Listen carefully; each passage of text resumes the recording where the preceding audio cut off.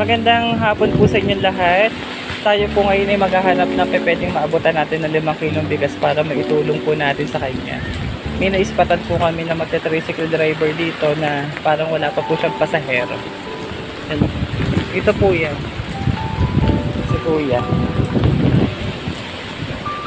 So surprise po natin siya kahit pa paano po ay matulungan po natin at maabutan po natin ng kahit bigas man lang at meron siyang pang saing sa kanya mga anak.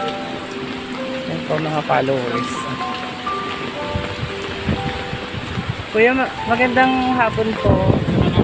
Ay, kuya, kayo po ay magta-tricycle driver, wala pa po kayong pasahero ngayon. Isa ako ito, may bagyo eh. Kung may lang, hindi lang yan. Sobrang lakas po kasi ng ulan na yan, ano po, yan po, oh. Dahil wala pa pong pasahero si kuya. Pero kahit po pa paano, matulungan po man lang po namin kayo kahit po 5 kilong bigas. David, ito po, hahandugan po natin si kuya na kahit 5 kilong bigas po, yan po. Yan po. Si kuya po ay isang tricycle driver na kahit may bagyo po ay naghahanap siya ng pasahero. Ano po? Ano po masasabi niyo kuya?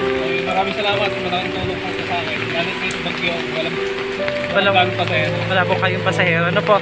Yan po yung 5 kilong bigas po ay nandog po ng vlogger, Rizal. Sana po ay pasalamatan niyo po muna yan. At malaking tulong na po yan para po sa mga anak na pansaing din po. Kunin niyo pong masasabi ko lang. Thank you po, thank you. Ayan po si kuya. Hinandugan po namin si kuya ng 5 kilong bigas para po sa kanyang anak at may maisaing po kasi sa sobra po lakas ng bagyo. Maraming salamat po. Isa po si kuya na tricycle driver po na halos wala pa siyang pasahero kasi malakas pong ulan, may bagyo. Maraming salamat po. Sige po. Ingat po kayo.